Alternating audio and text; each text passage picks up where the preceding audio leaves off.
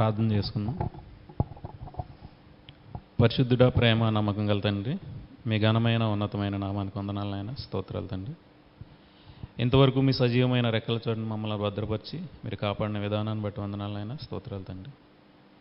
తండ్రి, మరో వారం ఇలా మేమందరం కూడుకుని తండ్రి మిమ్మల్ని ఆరాధించటకు మీరు ఇచ్చిన భాగ్యాన్ని బట్టి వందనాలైనా స్తోత్రాలు తండ్రి. తండ్రి, మీ వాక్యాన్ని ధ్యానించుటకును విన్న వాక్యాన్ని తండ్రి అలా మా మనసులో ఉంచుకుని తండ్రి అలా నడవడానికి ప్రవర్తించడానికి మీ ఆత్మ సహాయం దయచేయమని యేసుక్రీస్తు వారి మహోన్నతమైన నామాన ఈ ప్రార్థనా మనవులు సమర్పించుకుంటున్నాం మా కన్న తండ్రి. ఆమేన్.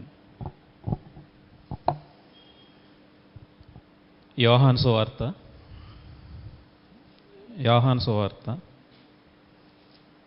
18వ అధ్యాయం. యోహాను సువార్త 18వ అధ్యాయం 36వ వచనం.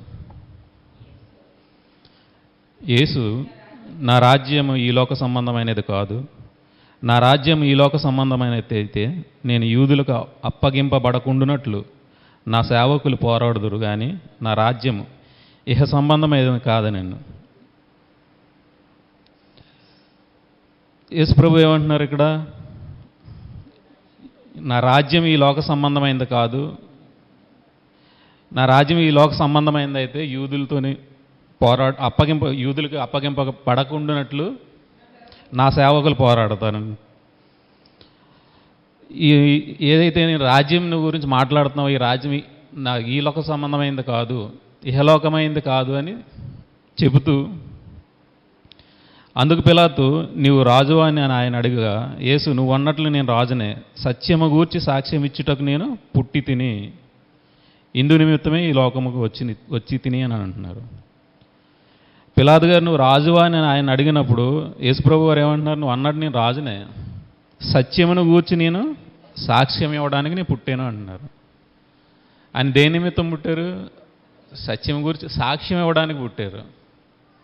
మరి ఇప్పుడున్న మన సంఘంలో ఉన్న మనం దేవుని గురించి, యేసుప్రభు వారి గురించి మనం ఎలా సాక్ష్యం ఇస్తున్నాం?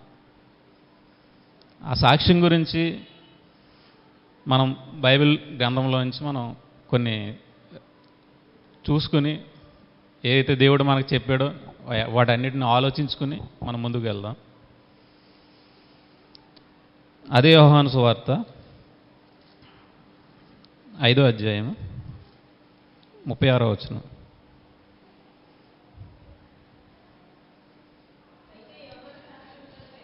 అయితే యోహాను సాక్ష్యము కంటే నాకు ఎక్కువైన సాక్ష్యము కలదు. అదేమనినా, నేను నెరవేర్చుటకే తండ్రి ఏ క్రియలు నాకు ఇచ్చి ఉన్నాడో నేను చేయుచున్న ఆ క్రియలే తండ్రి నన్ను పంపేయి ఉన్నాడని నన్ను గూర్చి సాక్ష్యం ఇచ్చి ఉన్నాయి. అంటే యోహాను గారి కన్నా గొప్పదైన సాక్ష్యం నాకు కలదు. ఈ సాక్ష్యం తండ్రి ఏదైతే నాకు క్రియలు ఇచ్చాడో చేయమని, నేను ఏదైతే క్రియలు చేస్తున్నానో ఆ క్రియలే నా గురించి సాక్ష్యం ఇస్తున్నాయని యేసుప్రభు తనే చెప్తున్నారు.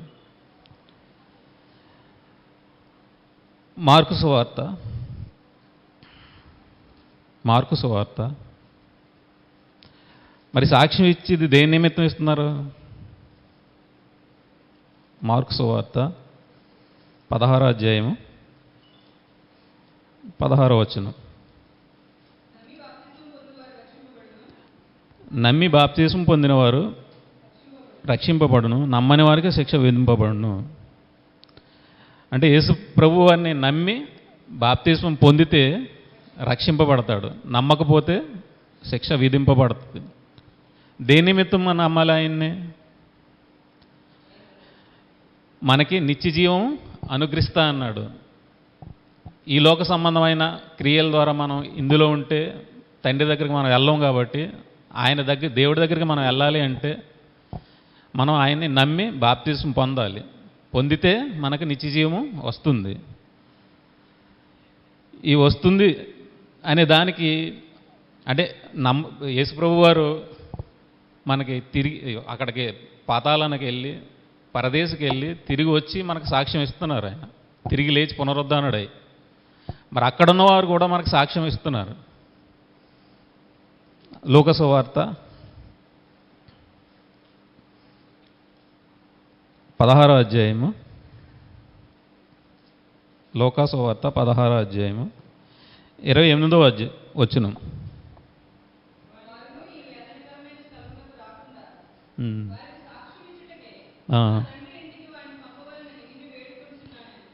ఇక్కడ ధనవంతుడు ఏం చేస్తున్నారు? ఈ భూమి మీద ఉన్నంత వరకు తన ఇష్టానుసారంగా బ్రతికి సుఖం అనుభవించి చనిపోయాడు. బ్రతికున్నంత వరకు చెప్తే ఎవరు వినలేదు. అతను చనిపోయిన తర్వాత అతనికి ఏం అర్థమవుతుంది? ఇది వేదనకరమైన స్థలము, ఇక్కడ చాలా ఇబ్బంది. కాబట్టి అతను ఏమిస్తున్నాడు సాక్ష్యం? ఈ వేదనకరమైన స్థలముకు రాకుండా ఉండుటకై వారికి సాక్ష్యం ఇచ్చుటకై నా తండ్రి ఇంటి వారికి దగ్గరికి తండ్రి అయిన అబ్రహామా ఎవరినైనా పంపు అని అడుగుతున్నాడు. లాజర్ను పంపమంటున్నాడు. అక్కడ అబ్రహాం గారు ఏమంటున్నారు? లాజర్ను పంపు అని అంటున్నాడు. అబ్రహాం గారు ఏమన్నారు? అక్కడికి ఆల్రెడీ ఉన్నారు, ఒకరిని ఇక్కడి నుంచి పంపినా వారు నమ్మరు. నీకు కూడా అలాగే చెప్పాను, నమ్మలేదు నువ్వు.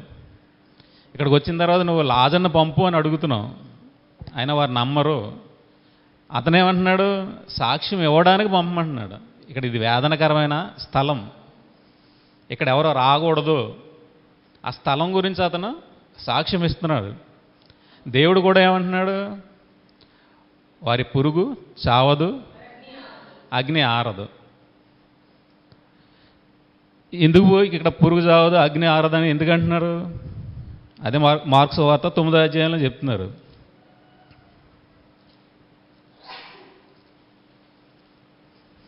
మార్క్స్ వార్త 9వ అధ్యాయం 48వ వచనం.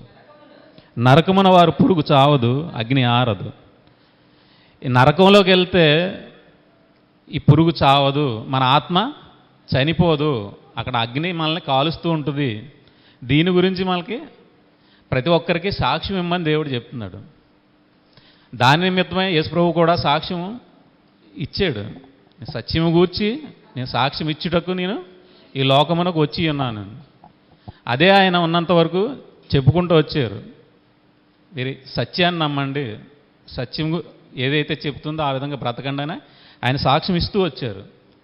అలాగే అపోస్తులు కూడా మనకి సాక్ష్యం ఇస్తూ వచ్చారు. అపోస్తుల కార్యాలు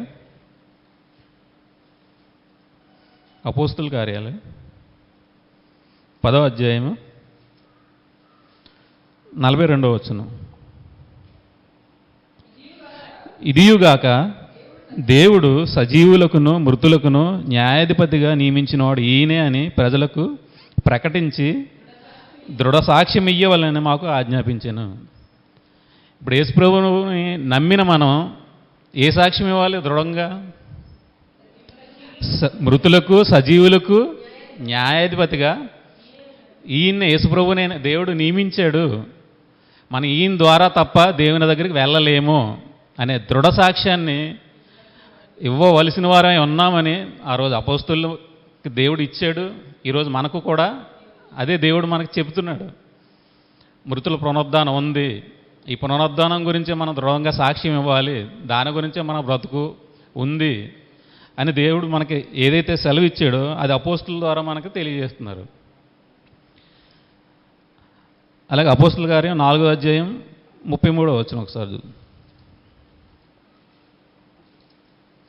అపోస్తుల కార్యం 4వ అధ్యాయం 33వ వచనం.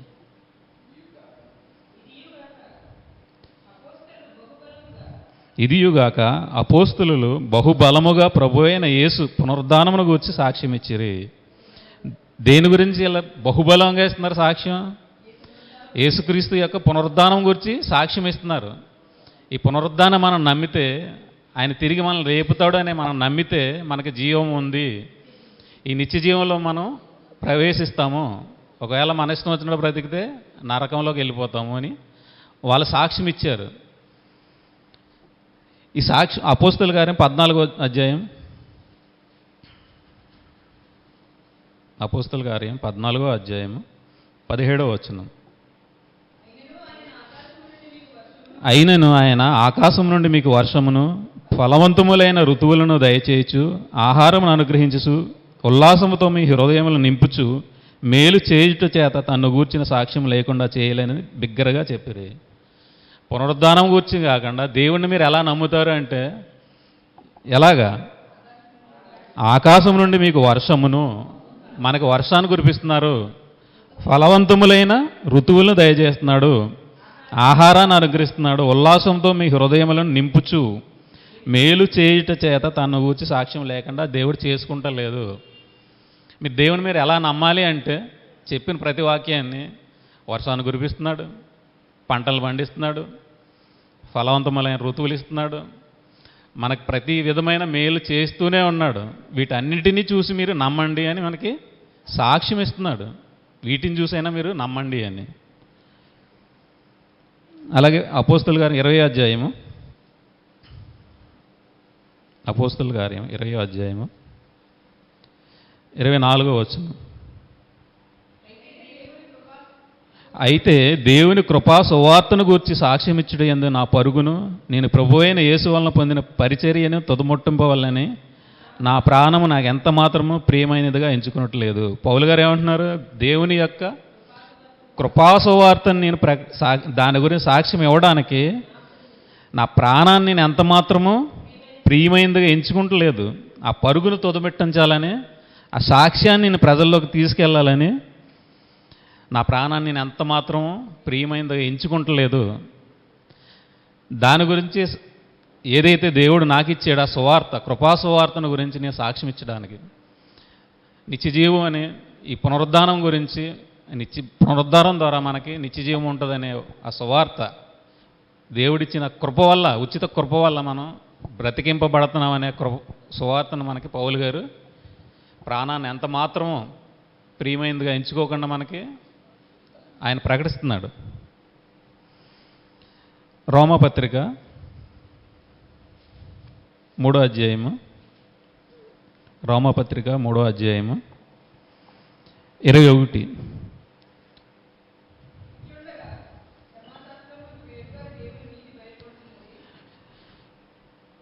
ఇట్లుండగా ధర్మశాస్త్రముకు వేరుగా దేవుని నీతి బయలుపరుచున్నది, దానికి ధర్మశాస్త్రమును ప్రవక్తలను సాక్ష్యం ఇచ్చుచున్నారు. ప్రవక్తలు, ధర్మశాస్త్రము అందరూ ఎవరి గురించి సాక్ష్యం ఇస్తున్నారు? యేసుక్రీస్తు వారి గురించి మనకి సాక్ష్యం ఇస్తున్నారు. అలాగే రోమపత్రిక 3వ అధ్యాయము 21వ వచనం.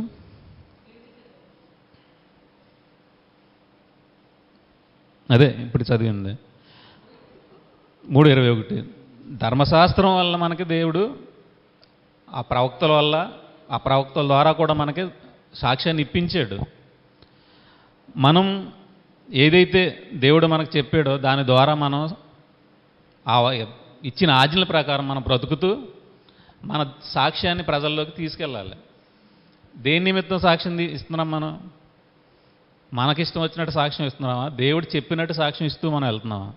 ఇక్కడ అపోస్తులు ఎవరైనా తమ ఇష్టానుసారంగా ఎక్కడైనా సాక్ష్యం ఇచ్చారా? దేవుడు చెప్పింది ఉన్నట్టుగా సాక్ష్యం ఇస్తూ ముందుకెళ్ళారా? మన సాక్ష్యం ఎలా ఉన్నదనేది మనం చూసుకుంటూ ముందుకు వెళ్ళాలి. యోహాన్ గారు కూడా ఏమంటున్నారు? యోహాన్ గారు రాసిన మొదటి పత్రిక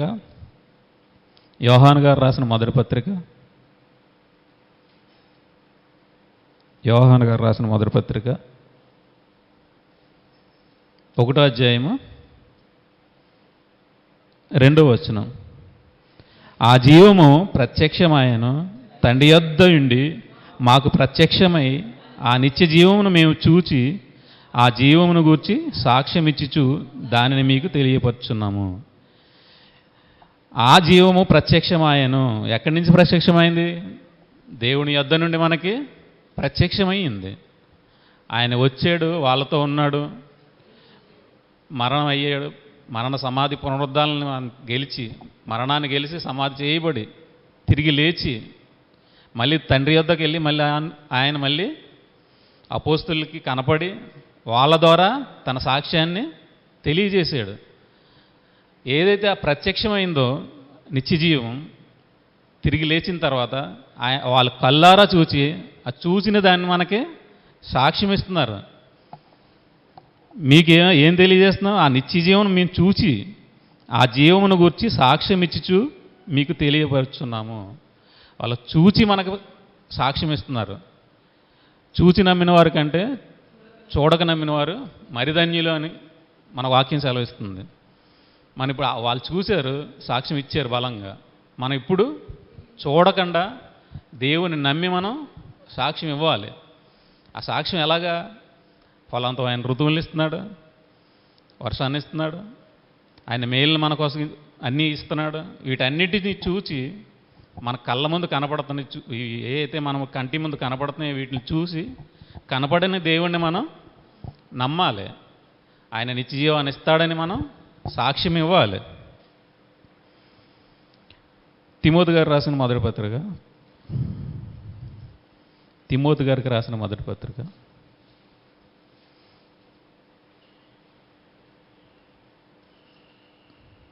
తిమోతి గారికి రాసిన మొదటి పత్రిక 6వ అధ్యాయము 3వ వచనం.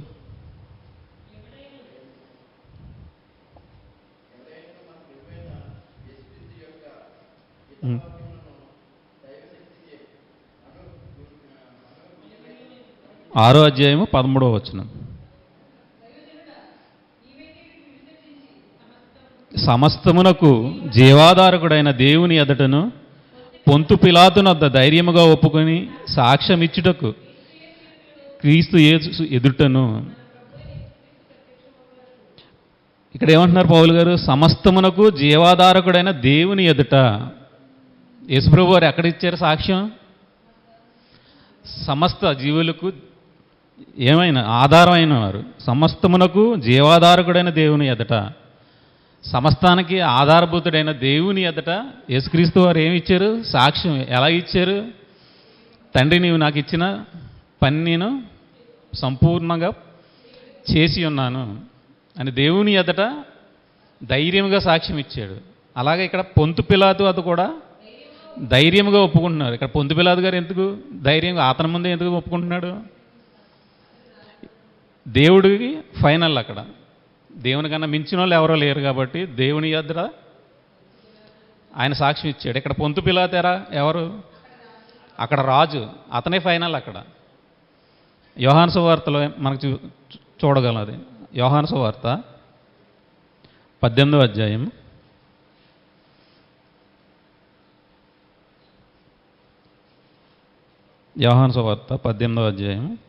19వ అధ్యాయం 11వ వచనం.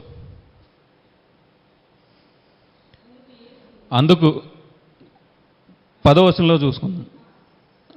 గనుక పిలాతు నాతో మాట్లాడవా?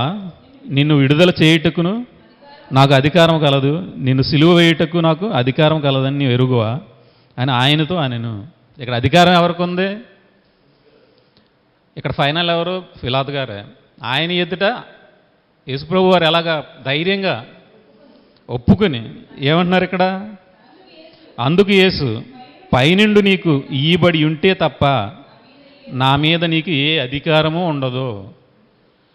పైనుంచి దేవుడు అధికారం ఇస్తే తప్ప, నువ్వేదో అంటున్నావు, నువ్వు అధికారం నాకు కలదు, నేను విడుదల చేయడానికి, నేను చంపేయడానికి నాకు అధికారం కలదు అని నువ్వు అంటున్నావు. కాకపోతే ఈ అధికారం ఎవరిది? దేవుడిది. పైనుంచి అధికారం నీకు ఇయ్యబడితే తప్ప నువ్వు నా మీద ఎటువంటి అధికారం నువ్వు చెయ్యలేవు అని ఆయన ఎదుట ధైర్యంగా ఒప్పుకుంటున్నాడు. అందుకని పిలాతు గారు ఏం చేశారు?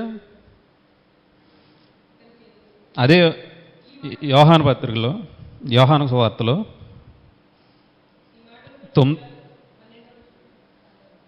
అదే యోహాను సువార్తలో మనకేమన్నారు? 19వ అధ్యాయం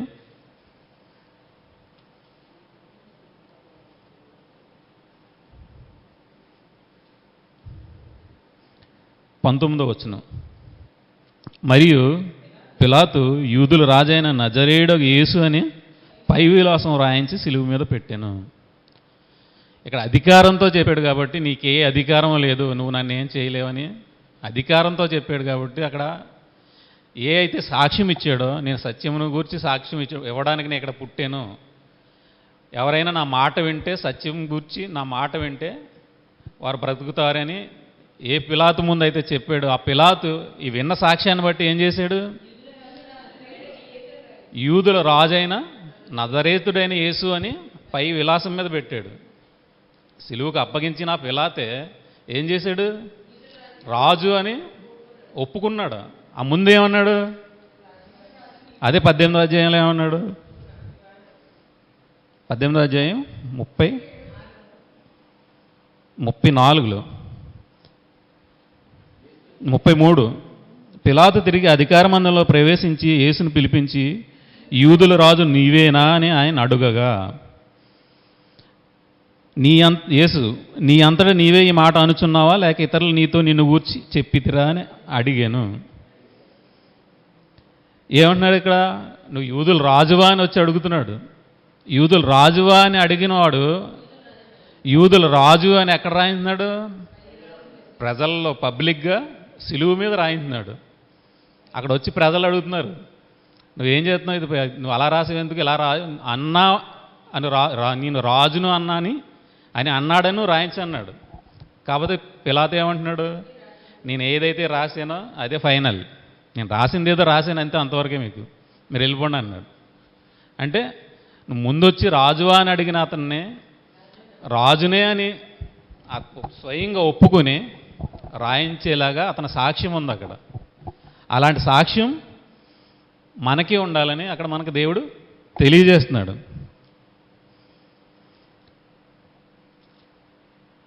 ప్రకటన గ్రంథం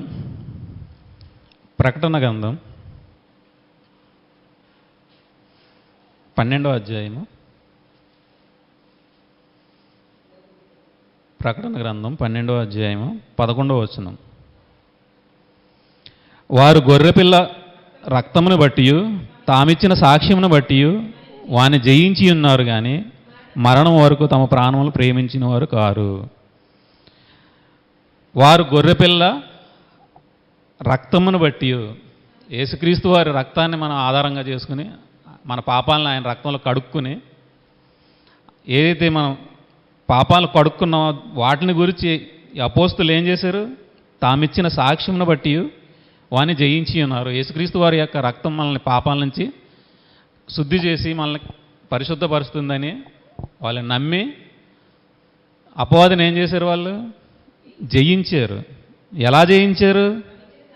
తామిచ్చిన సాక్ష్యం బట్టి. ఏ సాక్ష్యం అది? వారి తమ ప్రాణములను ప్రేమించిన వారు కాదు, మరణము వరకు.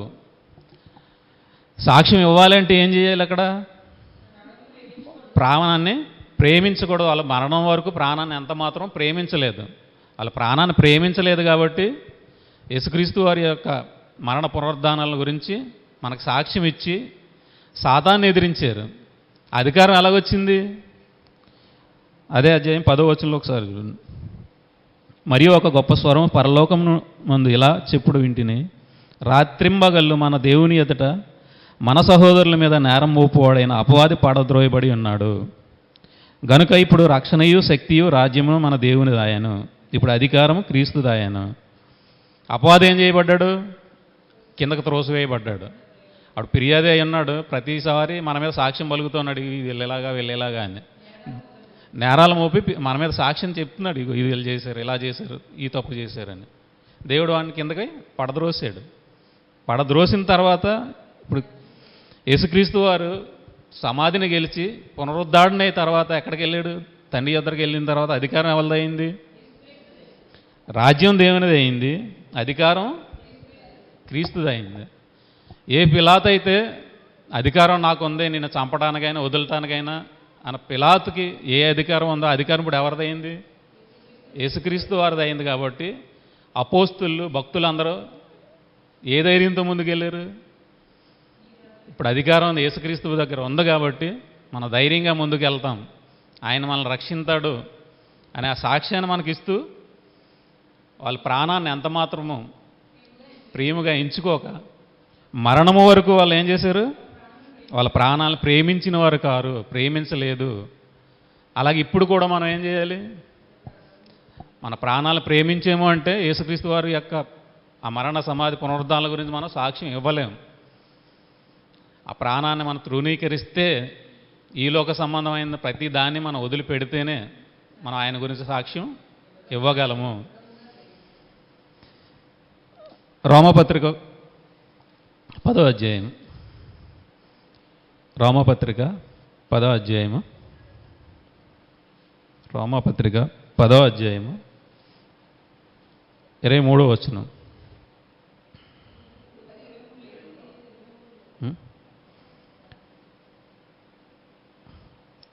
రోమపత్రిక 2వ వచనం 10:2. వారు దేవుని యందు ఆసక్తి గలవారని వారిని గూర్చి సాక్ష్యం ఇచ్చుచున్నాను. అయినను వారి ఆసక్తి జ్ఞానానుసారమైనది కాదు. ఏలనగా వారు దేవుని నీతి నెరుగక తమ స్వనీతిని స్థాపింపబూనుకొనుచున్నారు. స్వనీతిని స్థాపింపబూనుకొనుచు దేవుని నీతికి లోబడటలేదు. ఎందుకంటే ఇక్కడ దేవుడు వారి గురించి ఏమంటున్నాడు? వారు దేవుని యందు ఆసక్తి గలవారని వారిని గూర్చి సాక్ష్యం ఇచ్చుచున్నాను. వాళ్ళు ఎలాంటి వారు? దేవుని గురించి ఆసక్తి గలవారే. కాకపోతే వాళ్ళ ఆసక్తి ఎలా ఉంది? జ్ఞానానుసారమైన అయినది కాదు. అంటే ఏ జ్ఞానానుసారమైంది? దేవుని జ్ఞానానుసారమైంది కాదు. లోకానికి సంబంధించిన ఏదైతే ఈ జ్ఞానం ఉందో, లోక జ్ఞానం, దానికి సంబంధించింది అని చెబుతూ, ఏలయనగా వారు దేవుని నీతి నెరుగక తమ స్వనీతిని స్థాపింపబూనుకొనుచు దేవుని నీతికి లోబడలేదు.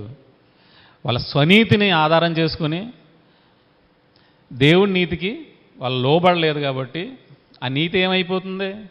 స్వనీతి లోకానుసారమైనది అయిపోతుంది. కాబట్టి ఈ లోకానుసారమైన స్వనీతిని మీరు ఎంతమాత్రం ఆధారం చేసుకోకుండా మీ ఆసక్తి దేవుని మీద ఉండాలని దేవుడు ఇక్కడ మనకి చెబుతున్నారు. ఇప్పుడు ఈ క్రైస్తవుల యొక్క ఆసక్తి ఎవరి మీద ఉంటుంది? దేవుని మీదే ఉంటుంది. ఆ ఆసక్తి ఎలా ఉందని అడుగుతున్నాడు మనల్ని దేవుడు. మీ ఆసక్తి దేవుని మీద ఉందా? ఈ లోకానుసారమైన దాని మీద ఉందా? మనం ఎలా ఉన్నాం? ఈ ఆసక్తిని గురించే మనం ఆలోచించుకోవాలి. మన దేవుని మీద ఉంటుందా లేకపోతే లోకానుసారంగా ఉంటుందా? కొంతమంది ఏం చేస్తారు? చాలా ఖచ్చితంగా ఉంటారు, శరీరానుసారంగా చాలా దేన్ని తీసుకోరు. దేవునికి మనం సజీవయంగా మన శరీరాన్ని అప్పచెప్పుకోవాలి. కాకపోతే నేను దాన్ని ముట్టుకోను, దీన్ని ముట్టుకోను, నేను ఎవరి చేత మాట పడను, నేను చాలా జాగ్రత్తగా ఉంటాను అంటే దాని గురించి ఏమంటున్నాడు? తిమోతి గారు రాసిన మొదటి పత్రిక, తిమోతి గారికి రాసిన మొదటి పత్రిక 4వ అధ్యాయం 8వ వచనం. శరీర సంబంధమైన సాధకము కొంత మట్టుకే ప్రయోజనకరం అవును కానీ దైవభక్తి ఎప్పటికీ జీవ విషయంలో, రాబో జీవ విషయంలోనూ వాగ్దానంతో కూడిన అన్ని విషయములలో ప్రయోజనకరం అవును. అంటే శరీర సంబంధమైన సాధకం ఎంతవరకు ఉపయోగం? కొంతవరకే. నేను ఖచ్చితంగా ఉంటాను అంటే కొన్ని పరిస్థితుల్లో కొంచెం మారవలసి వద్దు. అది దేవుని వాక్యానికి విరుద్ధంగా కాకుండా దేవునికి అనుకూలమైన విషయాల్లో కొన్నిసార్లు మనం తగ్గవలసి వద్దు. ప్రతిసారి నేను ఎలా ఉంటాను అంటే అది కొంతవరకే ఉపయోగం అంటున్నాడు దేవుడు. శరీర సంబంధమైన సాధకం కొంతవరకే ఉపయోగం. అది దైవభక్తి విషయంలో అది గొప్ప లాభసాధకమై ఉంది అది. కాబట్టి మనం ఏ విషయంలో మనం దేవుడికి అనుకూలంగా ఉంటున్నాం, ఏ విషయంలో అనుకూలంగా ఉండడం లేదనేది మనం కూడా కొన్నిసార్లు జాగ్రత్తగా చూసుకోవాలి. కొరింథీయులకు రాసిన మొదటి పత్రిక, కొరింథీయులకు రాసిన మొదటి పత్రిక 1వ అధ్యాయం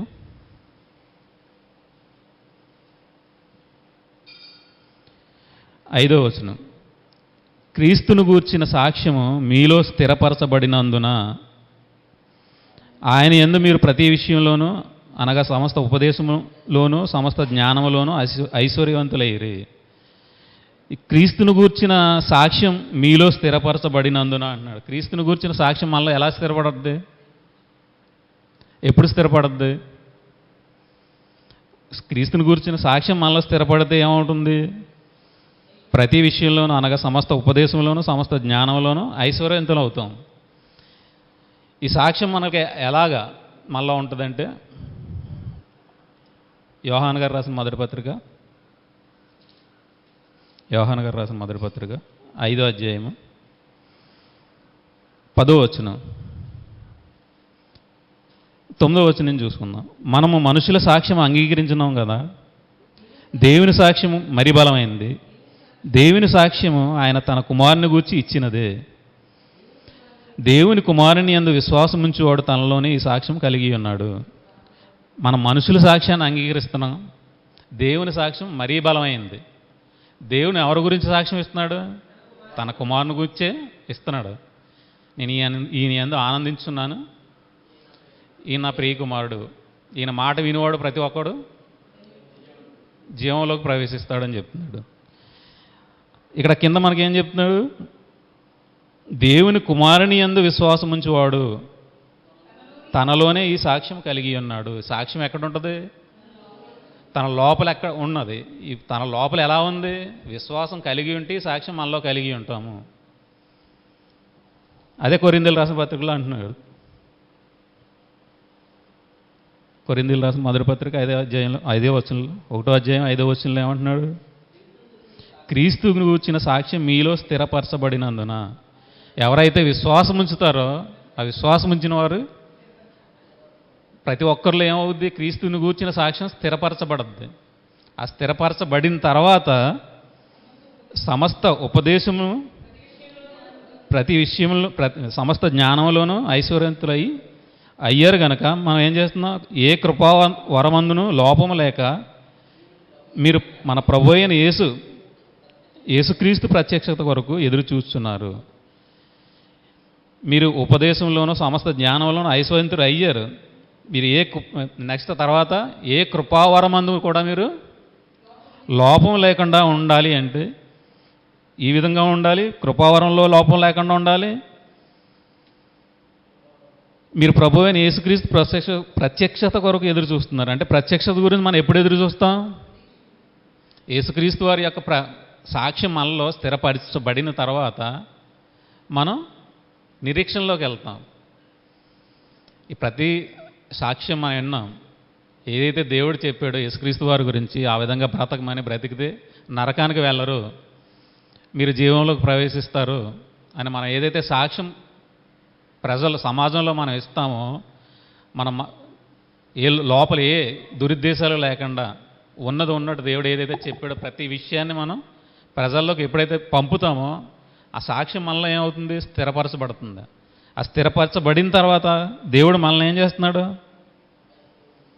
8వ వచనం, మన ప్రభువైన యేసుక్రీస్తు దినమునందు మీరు నిరపరాధులై ఉండునట్లు అంతం వరకు ఆయన మిమ్మను స్థిరపరచును. మనం ఎప్పుడైతే సాక్ష్యాన్ని మనలో కలిగి ఉన్నామో దేవుడే మనల్ని ఏం చేస్తున్నాడు? అంతం వరకు ఆయనే స్థిరపరుస్తున్నాడు మనల్ని. ఏ లోపం లేకుండా మన దేవుని యందు మనం నమ్మిక కలిగి పరిశుద్ధతతో మనం బ్రతుకుతామో అప్పుడు దేవుడే మనల్ని స్థిరపరుస్తాడు. ఈ నిరీక్షణ లేకుండా మనం స్థిరపరచబడలేకపోతున్నాం అంటే యేసుక్రీస్తు వారి యొక్క సాక్ష్యం మనలో లేనట్టే. కాబట్టి ప్రతి విషయాన్ని మనం ఏం చేయాలి? జాగ్రత్తగా ఆలోచించుకుని మనం ప్రతి విధమైన దేవుడు ఏదైతే చెప్పాడో ప్రతి ఆజ్ఞని మనం నెరవేర్చుకుంటూ ప్రజల్లో మనం ప్రకటించుకుంటూ సాక్ష్యాన్ని కలిగి ఉండాలి. మనం ఇప్పుడు ఈ ప్రకటించేటప్పుడు మనకు ఎన్నో శ్రమలు వస్తాయి. ఆ శ్రమలు కాకుండా ఈలోక సంబంధమైన శ్రమలు కూడా కొన్ని ఉంటాయి. దాని గురించి పౌలు గారు ఏమంటున్నారు? కొరింథీయులకు రాసిన 2వ పత్రిక 4వ అధ్యాయము 17వ వచనం, మేము దృశ్యమైన వాటిని చూడక అదృశ్యమైన వాటిని నిదానించి చూస్తున్నాము గనక క్షణమాత్రం ఉండి మా చులకని శ్రమ మా కొరకు అంతకంతకు ఎక్కువగా నిత్యమైన మహిమ భారమును కలుగజేయుచున్నది. మేమేం చేస్తున్నాం? దృశ్యమైన వాటిని చూడకుండా అదృశ్యమైన వాటిని నిదానించి చూసుకుంటున్నాం. కాబట్టి ఇక్కడ ఈ లోకంలో ఈ చులకనైన శ్రమ అంటున్నాడు. ఇక్కడ ఉన్న చంపేసిన, కొట్టిన, తిట్టిన, ఇబ్బందులు పెట్టిన ఎలాంటి శ్రమలు అంటున్నాడు? చులకని శ్రమ అన్నాడు. వాక్యంలో మనం వెళ్ళినప్పుడు ఈ చులకని శ్రమలు అని అంటున్నాడు ప్రభువులు గారు. మనకేముంది? క్రైస్తవులకి ఈరోజు కుటుంబంలో కలహాలు, ఆర్థిక సంబంధమైన ఇబ్బందులు, అనారోగ్యాలు, ఇవన్నీ గొప్ప శ్రమలు అనుకుంటున్నాం మనం. పౌలు గారు చెప్పే శ్రమలు వేరు, మనం అనుకునే శ్రమలు వేరు. నన్ను ఈ శ్రమల నుంచి దేవుడు నన్ను తప్పించాడు కాబట్టి నేను దేవుడి గురించి సాక్ష్యం చెప్తున్నానంట. ఆయన ఏ సాక్ష్యం చెప్తున్నాడు? సువార్త ప్రకటించేటప్పుడు మమ్మల్ని కొట్టారు, తిట్టారు అని వాటి గురించి పౌలు గారు చెప్తుంటే, ఈరోజు ప్రతి ఒక్క క్రైస్తవులు, చాలామంది క్రైస్తవులు ఏం చెప్తున్నారు? ఇంట్లో ఇబ్బంది అయ్యేది, మమ్మల్ని దేవుడు కాపాడాడు. మనకు కావాల్సిన సాక్ష్యం ఏంటి? ఏ సాక్ష్యం మనకు కావాలి? దేవుని కుమారుని కూర్చిన సాక్ష్యం మనం ఇవ్వాలి. ఒకవేళ వాటి గురించి శ్రమలు వచ్చినా పౌలు గారు ఏమంటున్నారు? చులకనైన క్షణం మాత్రం ఉండేది అంటున్నారు. మనం ఈ ఇంట్లో కుటుంబంలో ఉండే ఇబ్బందులే మనం చాలా పెద్ద సమస్యలు అనుకుని మనం ఎంతో ఇబ్బంది పడిపోయి చాలా కష్టపడిపోయిన వల్ల మనం ప్రవర్తిస్తున్నాం. కాబట్టి ఇక్కడ పౌలు గారు ఏమంటున్నాడు? అవన్నీ పెద్ద, మాకు వచ్చిన ఇబ్బందులే పెద్ద ఇబ్బందులు కాదంటే మీ ఇబ్బందులు అసలు ఇబ్బందులే కాదు. కాబట్టి మీరు ఎలా బ్రతకాలి? కింద ఏమంటున్నారు అక్కడ? క్షణమాత్రం ఉండు మా చులకని శ్రమ మా కొరకు అంతకంతకు ఎక్కువగా నిత్యమైన మహిమ భారమును కలుగు చేయుచున్నది. ఈ శ్రమలను మేము వదిలేసినప్పుడు ఎప్పుడు ఏమవుతుంది? మనకి నిత్యమైన మహిమ గురించి భారం మనకి కలుగుతుంది. ఎప్పుడైతే ఈ చులకని శ్రమలు, కుటుంబంలో వచ్చే సమస్యలు ఇవన్నీ చూసుకుంటూ ఉన్నావో, ప్రకటించే విషయంలో వచ్చే శ్రమలు కూడా రావు, దేవుని గురించి భారం కూడా మనకి ఉండదు. ముందు కుటుంబంలో సమస్యలు వదిలేసి దేవుని వాక్యం గురించి శ్రమల్లోకి రావాలి. ఆ శ్రమలు కూడా క్షణమాత్రం ఉండే శ్రమలు అంటున్నారు. ఆ శ్రమలు కూడా వదిలేస్తే ఎప్పుడు వద్దు మనకి దేవుని గురించి భారం? ఇవన్నీ వదిలిన తర్వాత అప్పుడు మనకి ఆ మహిమను కూర్చుని భారం మనకు వస్తుంది. ఆత్మలు కాపాడాలి, ఆత్మలు రక్షించాలనే భారం మనకి వస్తుంది. కాబట్టి మనం ఏ సాక్ష్యంగా కలిగి ఉన్నాం అన్నది మనం జాగ్రత్తగా చూసుకోవాలి. ఈ రాబో ఉగ్రత గురించి దేవుడు మనకు చెప్తున్నాడు. మీరు ఉగ్రత నుంచి కాపాడబడాలి అంటే మీరు చాలా జాగ్రత్తగా చూసుకోవాలి. మొదటి దశలోనికి రాసిన మొదటి పత్రిక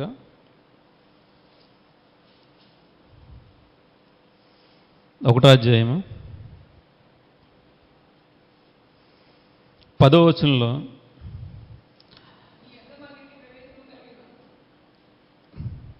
ఒకటో అధ్యాయం 10, మీకెట్టి ప్రవేశం కలిగాను, అక్కడ జనులను మమ్మను గూర్చి తెలియజెప్పుచున్నారు. మరియు మీరు విగ్రహంలో విడిచిపెట్టి జీవము గలవాడును సత్యవంతుడు నాకు దేవునికి దాసులగుటకు దేవుడు మృతుల్లో నుండి లేపిన యేసు అనగా రాబో ఉగ్రత నుండి మనల్ని తప్పించుచున్న ఆయన కుమారుడైన యేసు పరలోకము నుండి వచ్చునని ఎదురు చూచుటకు మీరు ఎలాగో దేవుని వైపు తిరుగుతారో ఆ సంగతి వారే తెలియజేస్తున్నారు. ఈ జీవము గల దేవుడు మృతుల్లో నుండి లేపిన యేసు అనగా రాబో ఉగ్రత నుండి మనల్ని తప్పించున్న ఆయన కుమారుడైన యేసు. యేసుక్రీస్తు వాళ్ళు మనల్ని ఏం చేస్తున్నారు? రాబో ఉగ్రత నుంచి తప్పిస్తున్నారు. ఎప్పుడు? మనల్ని ఆయన్ని నమ్మినప్పుడు. నేనే జీవం, నేనే మార్గం, నేనే సత్యాన్ని, ఆయనే మార్గం అని మనం ఎప్పుడైతే నమ్మేమో ఆయనే మనల్ని తిరిగి లేపుతాడని, ఎప్పుడైతే మృతుల్లోంచి ఆయన లేపి మనల్ని కూడా లేపుతాడని మనం నమ్మితే ఆ రాబో ఉగ్రత నుంచి మనల్ని తప్పిస్తున్నాడు. అలా మనం నమ్మాం. ఇక్కడ ఏమన్నారు? మీరు నమ్మారు. పరలోకం నుండి వచ్చునని ఎదురు చూచుటకు మీరు ఎలాగో దేవుని వైపు తిరుగుతారో, మనం ఎలాగైతే దేవుని వైపు తిరిగామో యేసుక్రీస్తు వారు మనల్ని రాబో ఉగ్రత నుంచి కాపాడుతాడని ఆయన వైపు మనం ఎలా తిరిగామో మనం కూడా ప్రజలకి చెప్పి వాళ్ళని కూడా మనం ఇటువైపు మనం తీసుకురావాలి. ఆ ఉగ్రత నుంచి మనం కాపాడబడ్డామని మనం ఊరికనే ఉంటే ఏమవుద్ది? మనకు ప్రయోజనం ఉండదు. మనం ఎలాగైతే తప్పింపబడ్డామో మనం కూడా మన సహోదరుల నిమిత్తం ప్రాణం పెట్టబద్దులమై ఉన్నాం కాబట్టి వాళ్ళని ప్రేమించి వారికి మాటలు చెప్పి వాళ్ళని మనం యేసుప్రభు వైపు మనకు తీసుకురావాలి. ఆ సాక్ష్యాన్ని ఏదైతే దేవుడు మనకు సాక్ష్యాన్ని మనకి ఇచ్చాడో, యేసుప్రభు యొక్క సాక్ష్యాన్ని, ఆ సాక్ష్యాన్ని మన ప్రజల్లోకి తీసుకెళ్ళి మేము ఇలాగా నమ్ముకునే దేని నిమిత్తం అయితే మేము నమ్ముకున్నాం, ఈ లోక సంబంధమైన వాటి గురించి మేము నమ్ముకోలేదు, పరలోక సంబంధమైన దాని గురించి మేము నమ్ముకున్నాము. ఈరోజు చనిపోతే మనం ఎక్కడికి వెళ్తాం? ఉగ్రతలోకి వెళ్తున్నావా? జీవంలోకి వెళ్తున్నావా? ఆ ఉగ్రత నుంచి తప్పించుకోవాలంటే మనం యేసుప్రభువుని నమ్ముకోవాలి. లేదు నేను ఇందులో నుండి ఇందులో చనిపోతానంటే దేవుడు ఏమి చేయలేడు. వాళ్ళని ప్రేమించి, వాళ్ళు అలా చెప్పినా ప్రేమించి మనం వాళ్ళ వైపుకి తిరిగి, మనం తిరిగాం కాబట్టి వాళ్ళని కూడా తిప్పడానికి మనం మన ప్రాణాన్నైనా వదులుకోవాలి. వాళ్ళు ఎంత మాత్రమో తాము ప్రాణమును ప్రేమించిన వారు కారు కాబట్టి వాళ్ళని ఎవరిని సాతాను జయించారు, వాళ్ళ జీవంలోకి ప్రవేశించారు. మనం కూడా వాళ్ళు తిట్టినా కొట్టినా మాటలు అన్నా దాని ఇందాక కోమలి చెప్పింది, సిలువు చాటును మనం దాన్ని ఏం చేయాలి, మరుగుపరుచుకోవాలి. మన శరీరాన్ని ఉద్రేకపరుచుకున్నామంటే ఎంత మాత్రం మనం దేవుళ్ళని ఆశీర్వాదం మనం పొందలేము. ఏదైతే మనకి నిత్య జీవాన్ని ఇస్తానన్నాడో దాన్ని పొందాలి అంటే మనం ప్రతి అవమానాన్ని సిలువు చాటున నిర్లక్ష్య పెట్టుకోవాలి. దాన్ని ఎంత మాత్రం మన శరీరంలో ఉద్రేకంలో తెచ్చుకున్నామంటే మనం ఉగ్రత పాత్రలు అవుతాం. కాబట్టి ప్రతి ఒక్కరూ ఏదైతే దేవుడు మనకు సాక్ష్యం ఇస్తున్నారో, అపోస్తులు మనకు సాక్ష్యం ఇచ్చారో, మన ముందు ఎంతోమంది మిషనరీలు మనకు సాక్ష్యం ఇచ్చారు, వాళ్ళందరూ ఎంతమాత్రం తమ ప్రాణాన్ని ప్రేమించలేదు. ఆ ప్రేమించకుండా అందులో వాళ్ళు జయాన్ని సంపాదించుకుని యేసుప్రభువు యొద్ద స్థానాన్ని సంపాదించుకున్నారు. మనం కూడా ఆ విధంగా వారు ఏదైతే సాక్ష్యాన్ని ఇచ్చారో మనం ఆ సాక్ష్యాన్ని ఇచ్చుకుంటూ ఈ లోక సంబంధమైన దాన్నే ఎంచడం లేదు పౌలు గారు. ఏదైతే సువార్త నిమిత్తం ఇబ్బందులు పడ్డామో, వాళ్ళు కొట్టారో తిట్టారో, దెబ్బలు కొట్టి కొర్రాలతో కొట్టారు, ఉమ్మోసారు, దిగంబరులుగా ఉన్నారు, మోసగాళ్ళు అన్నారు, తప్పు అన్నారు, అన్నీ అన్నా వాళ్ళు ఏం చేశారు, దాన్ని ఈ క్షణమాత్రం ఉండేదాన్ని అన్నాడు, చులకన శ్రమ అన్నాడు. క్రైస్తవులుగా మనం ఇంకా లోకంలో కుటుంబంలో ఉన్న ఇబ్బందుల్ని, కుటుంబంలో వచ్చే కష్టాలను ఇంకా అయ్యే పెద్ద శ్రమలు అనుకుంటే మనం ఇంకెంతకాలం పడుతుంది మనం దేవుడి దగ్గరికి వెళ్ళాలంటే. కాబట్టి ప్రతి ఒక్కరు ఆలోచించుకోవాలి, ఈ శ్రమలు కావు, దేవుని వాక్యంలో వచ్చే శ్రమలు కావు అన్నప్పుడు ఈ అంత మాత్రం ఎన్నదగినవి కావు. కాబట్టి ప్రతిదాన్ని మనం నిర్లక్ష్య పెట్టి మనం ముందుకు పోయి సాగుతూ దేవుని గురించి సాక్ష్యాలు ఇచ్చేవారుగా మనం ఉండాలి. ఆ సాక్ష్యం మనం ఇవ్వగలిగితే, ఆ సాక్ష్యం మనలో ఉంటే మనలో నిరీక్షణ ఉంటుంది. యేసుప్రభు వారు వస్తారు, మళ్ళీ మహిమ శరీరం మనకి ఇస్తారు, మళ్ళీ తీసుకెళ్తారు అన్న సాక్ష్యం మనకు ఉంటుంది. దానివల్ల మనం నిత్యజీవం పొందుతాం. దేవుడు మనల్ని స్థిరపరుస్తాడు. ఎటువంటి ఇబ్బందులు వచ్చినా తొనక్కుండా మెనక్కుండా ఆయనే మనల్ని ధైర్యపరిచి ఆయనే మనల్ని స్థిరపరుస్తాడు. ఆయన మనకు వాగ్దానంతో కూడింది ఇచ్చాడు. కాబట్టి ప్రతి ఒక్కరూ విన్నవాక్యాన్ని మనసుల్లో పెట్టుకుని ఆ విధంగా బ్రతకడానికి మన అందరం ప్రయత్నిద్దాం. ఇంతటితో నేను వాక్యాన్ని ముగిస్తున్నాను. ప్రార్థన చేసుకుందాం. పరిశుద్ధుడా, ప్రేమ నమ్మకం గల తండ్రి, మీ ఘనమైన ఉన్నతమైన నామానికి వందనాలు నాయన, స్తోత్రాలు తండ్రి. నాయన, మీరు ఏ సాక్ష్యం మీ కుమారుని గురించి ఇచ్చారో తండ్రి, ఆ సాక్ష్యాన్ని మేము మా హృదయాల్లో పెట్టుకుని తండ్రి, మేము సమాజంలోకి వెళ్ళి తండ్రి ప్రతి ఒక్కరికి యేసుక్రీస్తు వారి యొక్క మరణ సమాధి పునరుద్ధానాల గురించి మేము సాక్ష్యం ఇవ్వడానికి, మీరు ఏ విధంగా బ్రతకమన్నారో ఆ విధంగా బ్రతకడానికి తండ్రి మీ ఆత్మ సహాయాన్ని మాకు దయచేయండి నాయన. తండ్రి మీ కృపలో మమ్మల్ని భద్రపరచండి తండ్రి. ప్రతి విషయంలో తండ్రి, ప్రతి పనిలో తండ్రి మీ ఆత్మ సహాయాన్ని మాకు దయచేయండి నాయన. మీ ఆత్మ నింపుదల మాకు ఇవ్వండి తండ్రి. ప్రతి చోట తండ్రి మీ కుమారుని గురించి సాక్ష్యాన్ని పంచడానికి మాకు సమయాన్ని మేము వెచ్చించాలి. కానీ తండ్రి ఈ లోక సంబంధమైన ముచ్చట్ల గురించి కానీ, ఈ లోక సంబంధమైన ఇబ్బందుల గురించి కానీ మేము అంత మాత్రము ముచ్చటించకుండా తండ్రి యేసుక్రీస్తు వారి గురించి తండ్రి సాక్ష్యాన్ని ఇచ్చు ప్రతి ఒక్కరిని తండ్రి మేము ఎలాగైతే యేసుక్రీస్తు వారి దారిలోకి మేము ఎలాగైతే మళ్ళేమో తండ్రి ప్రతి ఒక్కరిని ఆ విధంగా ఆ దారికి తీసుకురావడానికి, ఆ మార్గంలో తీసుకురావడానికి మీ ఆత్మ సహాయం దయచేయండి ఆయన. తండ్రి మా మనసుల్లో తండ్రి విశ్వాసాన్ని ఉంచుకుని తండ్రి ముందుకు సాగడానికి సహాయం చేయండి ఆయన. ప్రతి ఒక్కరిని తండ్రి మీ చేతులకు అప్పగించుకుంటూ ఈ ప్రార్థన మీ ప్రియకుమారుడు మా ప్రియ రక్షకుడు అయిన యేసుక్రీస్తు వారి మహోన్నతమైన నామాన ఈ ప్రార్థన మనలో సమర్పించుకుంటున్నాం మా కన్న తండ్రి. ఆమేన్. అందరికీ వందనాలు.